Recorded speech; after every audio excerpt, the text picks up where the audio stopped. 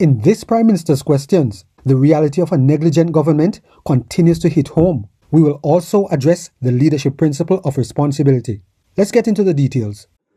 Lord Robertson, who authored the government's Strategic Defence Review, has said the Prime Minister has a corrosive complacency when it comes to defence.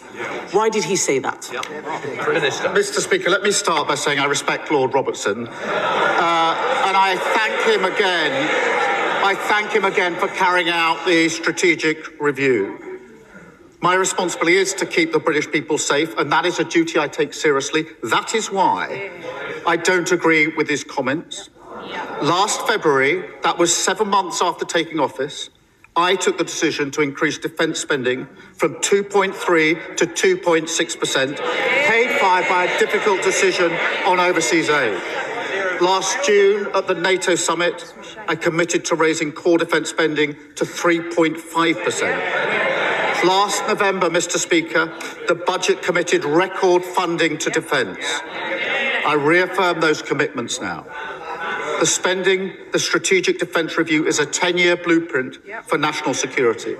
The Defence Investment Plan will put that into effect. It will be published as soon as possible. We need to get it right. We inherited plans that were uncosted and undeliverable, and we're not going to repeat those mistakes. Mr. Speaker, he says he doesn't agree with Lord Robertson. Lord Robertson is a former Labour Defence Secretary, a former NATO Secretary General. He also said, and I quote, "We are underprepared, we are underinsured, we are under attack." Mr. Speaker, Lord Robertson's criticisms were of the Prime Minister, and he said Britain's national security is in peril. Our armed forces are at the end of their tether, waiting for this government to fund a strategic defence review.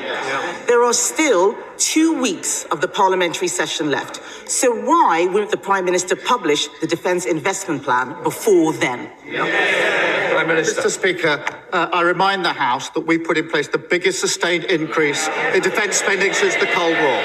Mr. Speaker, let me spell that out. That means we're spending £270 billion over this Parliament. That's £5 billion more this year, with defence funding increasing every year. These are record amounts, Mr. Speaker. Decisions of a Labour Prime Minister, a Labour Chancellor and a Labour government. Mr. Speaker, he's talking about the biggest sustained increase. Talking about an increase is not the same as giving an increase. The military and the defence industry want to hear about what he's going to do, not him prosecuting past governments. He promised the Defence Investment Plan would be published. He promised that the Defence Investment Plan would be published last autumn. I asked him at PMQs 6 weeks ago when it would be published. He had no idea. It is now the middle of April. What's the hold-up? Mr. Speaker, I've set out my position. The Defence Investment Plan is the first line-by-line review of defence budgets for 18 years. She talks about talking. If you're going to support and make your country safe, you have to get the right calls on the big issues. She called for us to jump into the war. They could pretend otherwise. I remember walking in, standing here for the first time, saying we would not get drawn into the war, we would not join the offensive, and they all shouted, shame. A week later, when she realised she'd made a massive error of judgment, she attempted the mother of all U-turns. That didn't work. So this weekend, she said, when I said we should jump into the war, she said this weekend, Mr. Speaker, that what she meant, she was talking about verbal support. Well, Prime Minister, it's Prime Minister's questions. We've got to concentrate. Kemi Badenoch. Just answer the question. Mr. Speaker, the Prime Minister loves to misrepresent my position on Iran.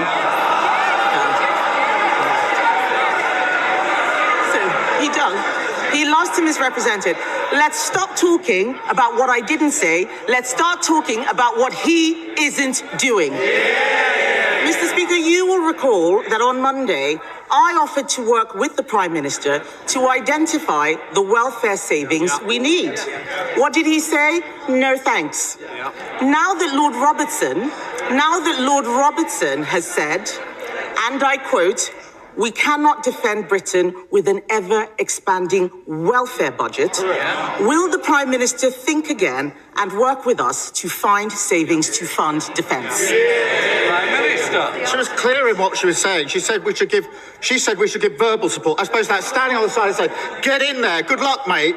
You've got this. Mr. Speaker, that is her proof. We are reforming welfare and spending more on defence. They did neither. The welfare bill rose by £88 billion on their watch. It soared by £33 billion under the Shadow Chancellor's watch. We're fixing it. What did they do? They voted against it. This is so poor from the Prime Minister. This is. Labour MPs are laughing. Labour MPs are laughing, Mr. Speaker. This is a moment of profound national seriousness. And what are they doing? They're promoting sex toys in Parliament. That's what they're doing. Mr. Speaker, it gives a whole new meaning to fiddling while Rome burns. Mr. Speaker, that's what they're doing, Mr. Speaker. Let's get back to the issue of the Defence Investment Plan and defence spending. It is being reported that the Treasury is asking the MOD to make £3.5 billion worth of cuts this year. He won't fund our military because he wants to fund more welfare. That's why he has a welfare plan to 2031, but no defence investment plan at all. Now that the Chagos surrender deal is dead, will the Prime Minister put the billions saved from ditching Chagos into defence, or is that going into welfare as well? Prime Minister. Mr. Speaker, we are spending more on defence. Record amounts on defence. £270 billion in this Parliament, £5 billion extra. And she talks about the Chancellor. It's because of the decisions of this Chancellor we've got the biggest boost to defence spending since the Cold War. Very weird. That sounds like he doesn't want to spend the Chagos money on defence. But, Mr. Speaker, Labour MPs will know Lord Robertson, a former Defence Secretary, a former NATO Secretary General. He is Labour through and through. They all need to think about why he stuck his head above the parapet. I went through the Strategic Defence Review with Lord Robertson last year. No other party is taking this seriously. So, Mr. Speaker, I want to ask the Prime Minister a very specific question. In January 2024, Conservatives approved an upgrade of destroyers like HMS Dragon so they can better intercept ballistic missiles. In July 2024, the Prime Minister paused that plan. Will he immediately... Kemi Badenoch slams Keir Starmer for refusing to prioritise Britain's safety over Labour's ideology. Even the Speaker had to step in and criticise Starmer for refusing to give straight answers to the questions being asked. The worst part came when Kemi Badenoch quoted the former NATO Secretary General Lord Robertson, who warned that we cannot fix deterrence with the ever-expanding welfare budget that is spiralling out of control. Rachel Reeves and Keir Starmer continue to spend excessively on the welfare bill, net zero and illegal migration, while UK defence falls in despair. They placed blame squarely on President Trump and the Iran war for Britain's disastrous economy. But neither Trump nor the Iran war caused the problem. They only exposed the weakness that already existed. Starmer and Reeves talk as if they cared about the British people while raking in over £20 million daily from fuel taxes. Instead of lowering the fuel taxes, they stand resolute with their greed while the British people suffer economic hardship and lowering living standards. Leaders must take responsibility for their actions. Times are serious now. You have no time to play the blame game. It's time to find answers to the problems that exist. Instead of blaming others, find solutions that will solve problems.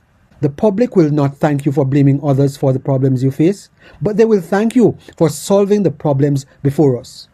True responsibility means owning the problems in front of you and fixing them. The British people should support and vote only for leaders who show they take full responsibility instead of shifting blame.